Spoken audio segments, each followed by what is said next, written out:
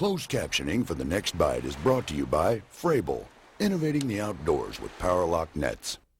You know, fall is known for big fish. They're getting ready for winter, but one of the best places in the country to go fall fishing is the Bays de Noc.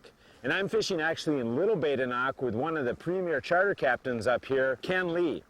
What we're going to be doing today is fishing some sharp breaks, trying to get some suspended fish. We're going to be using stick baits and lead core to get you the next bite.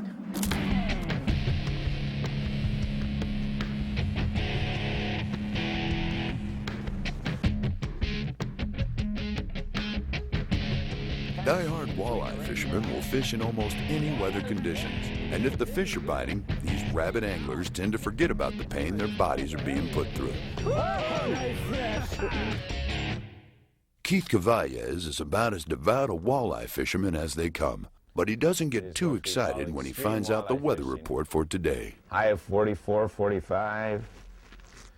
Winds 10 to 20. Out on the big water, that's a lot of wind. Rain all day. Maybe a little bit of a break this morning, but after that it's going to be drizzle drizzle.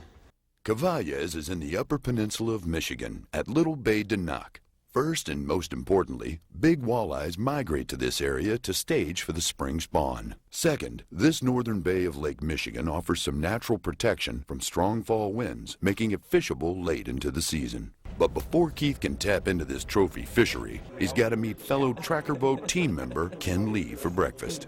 Well, what do you think we should try today? With the cold water temperature we've got, I think we should go troll some stick baits with lead core. Well, you were saying down a little ways out in the a little bit out in the outer bay, the water's actually been warmer down there, huh? Yeah, it has. Which is weird, because you would think with a south wind like we got, it would push that warm water up into the top. As you can see, the weather's miserable. But down where the walleyes are, conditions are perfect for eating and catching. There's one right there, Keith, on that outside one, the one we just put out. Oh yeah, good fish. Good fish, Ken. We just got that line out there. I know. I haven't even got my second line out yet. Here comes the board. As soon as we got tight to that bank there, yeah, started marking bait fish and fish. Oh yeah. Pretty. Look how pretty they are. Nice golden color of those fish. Aren't they beautiful? There we go. All right. Cool. That's what they look like. That's Nice. a good one. Oh, you picked up that middle hook on that crankbait. In fact, look at on this hook here. You can kind of see we're fishing a real sharp break here, and Ken talked about bumping the baits into the shore there. You can see the mud on the middle hook there. Yep, so this bait weeds. actually dunk, dunk, hit the bottom a few times, Yep. popped off, and there's the result. Here we go. Be able to see this one swim down a ways in this clear water. There he goes. Good job, Ken. Good Nice job. boat control. The technique that Ken and I are using today is something called lead core cranking. Obviously cranking meaning we're going to be using crankbaits. The lures of choice today are stick baits. It's cold water. We only got about 48-degree temperature water. Walleyes aren't willing to chase after the big active baits, so you stick with a stick bait like this. Got a nice subtle action down in the water. Now obviously a stick bait has a very small bill on it, so we need to use something to get it down deeper, and we're choosing a weighting system called lead core. So we got our crankbait. Right ahead of it, I just use a small cross-lock snap, and then the line that's attached to, we call that our leader. And in this case, I'm using a 17-pound Vanish, a fluorocarbon, a real clear leader. And what we're going to do is have 50 feet of a leader. The reason for 50 feet, the long leader like that, is that this water is very clear. Once I let out some of this line, you start to see the lead core. You'll see lead core is a very, it's not see-through at all. It's a very thick line, and that can actually spook fish. Okay, there's our 50-foot leader. Now what I want to show you is how we attach the lead core. You can see this much thicker line down here to our leader. Basically what we have is just a very small, I call it an ant swivel. It's just a very tiny swivel. It's a number 18 swivel. Now the reason I can do this is because this particular line counter has a fairly wide guide here. Lead core line has lead in the inside, and we pull the lead out of about a 4 or 5 inch piece, and that allows us to tie it to that little ant swivel. Now what we're going to do after that is let out enough lead core to get that bait down to the depth we want. It seems like today that the active fish are somewhere between 30 and 35 feet deep. So 3 colors of lead at this slow speed, and I'm using 18-pound lead, 3 colors of it is what will get it down to that depth. So I'm going to let out my 3 colors, then I can either attach it to a board or just set it flat in the rod holder, and that'll get that stick bait down in the active zone. There's one right there. Fish on. Flatline, huh? Flatlining, yeah. Cool. All right. Drizzle's kind of miserable, but boy, to catch these fish, it's all right. Turned the fish on, hasn't it? There it is. Oh yeah, nice Another fish. pretty Let me fish. get in behind you. Another pretty fish. I got him, Ken. All right. All I got right. him. Good Nice fish. Beautiful. Took and he smacked that crankbait, didn't he? Yep. Look at all the fish on that graph now. Man, we're going through them. Hopefully we get another one on as we Yeah. mess around with this one. Now this one here would actually fall into an Escanaba slotfish, wouldn't it? Yeah.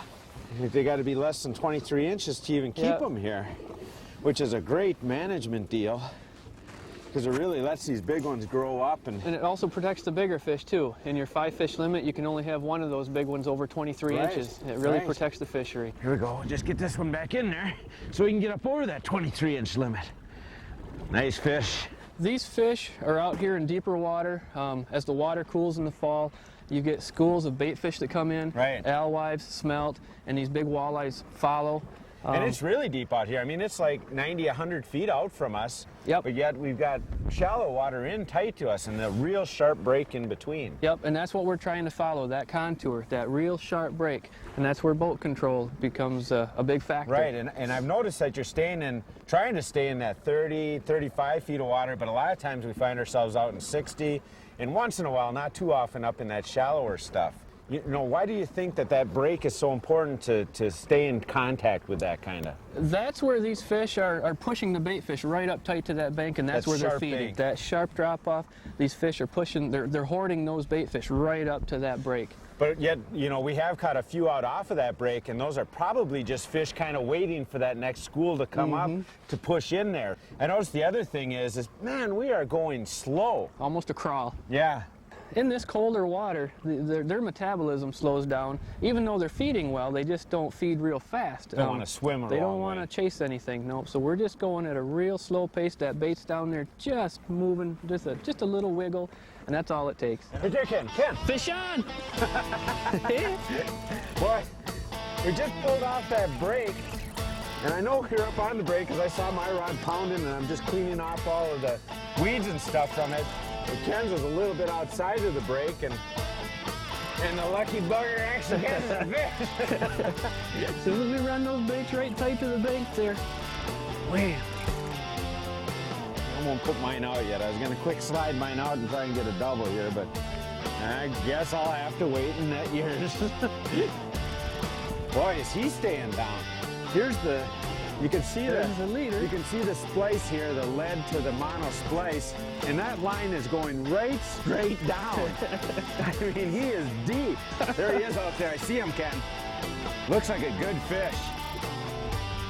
Oh yeah. Oh yeah. Nice fish. Coming up right alongside the boat here. Woo! A little further. There we go. There we go. Yeah. Good fish, Ken. Thank you, sir. Not the beefiest fish I've ever seen, but he's a good one. As soon as we run those baits in tight to that drop off and come out, that fish nailed it. There we go. There you go. Another beta knock walleye. Yeah. Baity knock beauty. Boy, they're sure pretty. Look at how just absolute gold they are, all the way from top to bottom. See you later. Ooh, he sunk the board. Board sinker. A sinking board is a good deal. That's a fish pulling so hard, it's pulling that buoyant board right underwater. Flip it up. Yep, I got her. Can feel him on there. Oh, There it is. There it is. There he is. Ooh, boy, just barely hooked. He's in that other lead. Yeah. I got him. All right. I got him. What? He wanted to swim all over the place, didn't he? That's all right. I got him though. Beautiful. I got it. Look at the chunkiness of that fish. Beautiful fish. Huh? Man, is that a good fish. There you go, buddy. Oh, there he goes. The real deal. Straight talk to help make you a better fisherman. No, we're fishing a real sharp break here. You could certainly control your boat and try and stay in the fish zone with just a depth finder, you know, watching for when 30 feet or so comes up and then turning back out. But what a real critical aid for us is to get a GPS unit with mapping.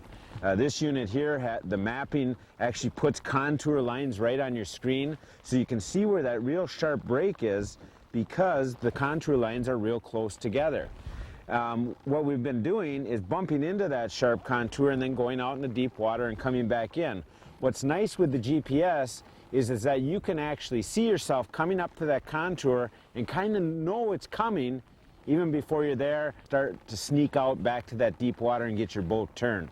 So by using a combination sonar and GPS, we're able to have real precise boat control. We've got a good guy at the stick back there, and we're actually catching a bunch of walleyes. Sight Bites. Answers to questions from the Next Bite website. This week's question comes from Charlie in South Dakota. And Charlie wants to know what features should he look for when buying a locator for walleye fishing. Basically, the quality of your electronics or the fishability of your electronics is a function of a couple different factors. One being power, another being vertical pixels, and then the last, in my opinion, being color. Let's talk about power. I like to use the middle price products on better. They all have enough power. The transducer cone can shoot the sound wave down into deep water, get a great reading, pick up little minnows, pick up bigger fish, and that works very effectively. The other thing that you want to look for is vertical pixels. And vertical pixels are basically the number of dots from top to bottom in the screen. And a good parameter to go by is a unit that has 300 or more vertical pixels. Vertical pixels mean detail. It's as simple as that. You know, if you want to look at the little things on the screen, that's what you need.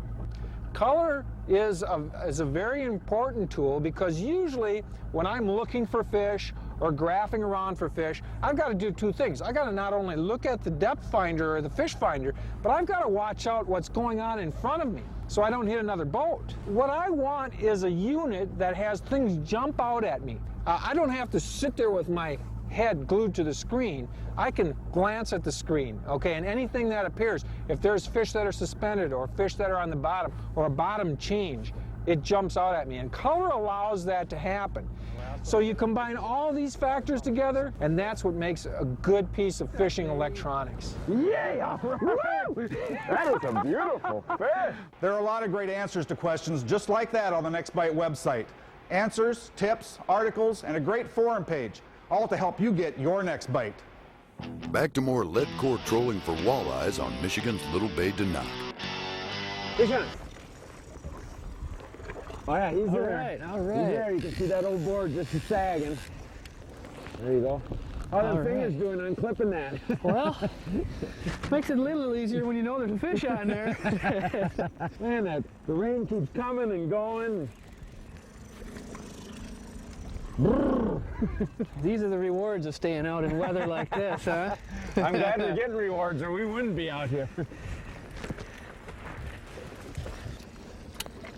Hop right up there, huh? Nice fish. Can you get him, Tim? All right! Nice! Stay in here, buddy. I'm here. Those old moon boots of yours are a little slippery on that deck, huh? Oh, Nice fish. Look at that. beautiful. Pretty. Golly. Oh, not so pretty. Look at those are cold water warts. They don't hurt the fish and it doesn't affect the meat or anything. And typically is in the spring and fall when you see them. But there we go. He's still ready to go. I don't want to handle him too long here, but nice fish. Boy, and he just barely that board just moved just a little bit back, but that's because we're moving along so slow here. All right, here we go.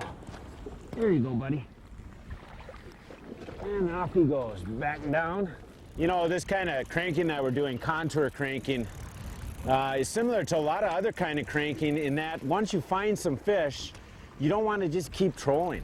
I mean, there's a break here in Little Bay de Noc that's probably, I don't know, 20 miles long or so. Oh, yeah. But we've found an area, probably 2 miles long or so, that is holding fish. So instead of just keeping trolling, a smart thing to do is to circle around and go through the active school again. I mean, you've done the hard thing, you found the fish. Now when you are circling around them, one of the key things is don't take and just run your big engine right back down over the fish you're trying to catch. It'll either blow out the bait fish or blow out that school of fish or those walleyes, and you're gonna have a hard time catching them. So what we'll do is go out into the lake. We'll probably go out in 100 feet of water, maybe even a quarter mile out here, run back all the way up to where we caught fish. Now we caught fish right away in this pass, so we'll actually go a little bit beyond where we caught the first fish last time and then come and make this pass through it. It's beautiful, just beautiful. And I bet you persons in Maine are sitting at home in front of a nice fire, maybe with their favorite beverage in hand, and I'm working. I'm just glad I got Ken out here with me. We're the only two tough guys around here who can take this stuff. Fish on! You got one? Yeah! I'm up here trying to adjust the trolling motor for you. You're catching fish. Thanks for the help. I'll get the net for you, Ken. All right. There we go. The waves are sure picking up, aren't they? Extreme Walleyes 101. It's digging good. Straight down. I'm gonna just pull us ahead a little here. We don't want to get them too far ahead of us. Oh, nice fish. Oh, nice fish. There we go, buddy. Yeah, way to go. Yeah. Good net job. Let's get back in the boat here. Oh, man. Is this nasty out or what? This makes it all worth it right here. Sure does. Tried to eat it, didn't he? It sure did, but you know, we're going along so slow that it is just like an easy meal for them. Yep. Look at the size of that one. Here you go, Ken. Give it to you so I can crawl back here. Pretty fish. Oh man, I guess. Isn't that beautiful? Look at the Just length on that beautiful. thing. That is a good fish, Ken. Nice job. Neither rain nor cold nor blustery winds will keep Keith Kavajecz and Ken Lee off the water, especially when the walleyes are biting. There we go. Some may call this kind of devotion to angling an illness. But surely those folks aren't walleye fishermen. Fish I on. got one.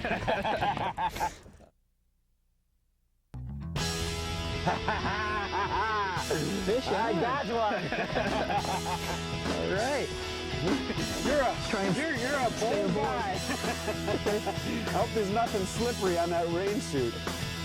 Nice head shakes. Ooh. Oh, cow. Dang it. And work out here and work out here, and if things can't hold on. This has got to be one of the ugliest days I've ever been out shooting. And if we weren't on fish, we'd be gone. The critical boat control comes in the factor. Jeez, oh Pete! What the? My fingers are so cold I got to use pliers to pinch open the board. But I love fishing. What I want to do is run out a little bit less lead core than, say, Kevin. Ken and Kevin Lee are great contacts for Bay de Noc fishing information. Ken guides and Kevin runs a great little resort on the north side of Little Bay de Noc. Contact the Salmar Resort at 906-474-6918 or visit them on the web at salmarresort.com. The Next Bite is a production of Marine Grade Marketing.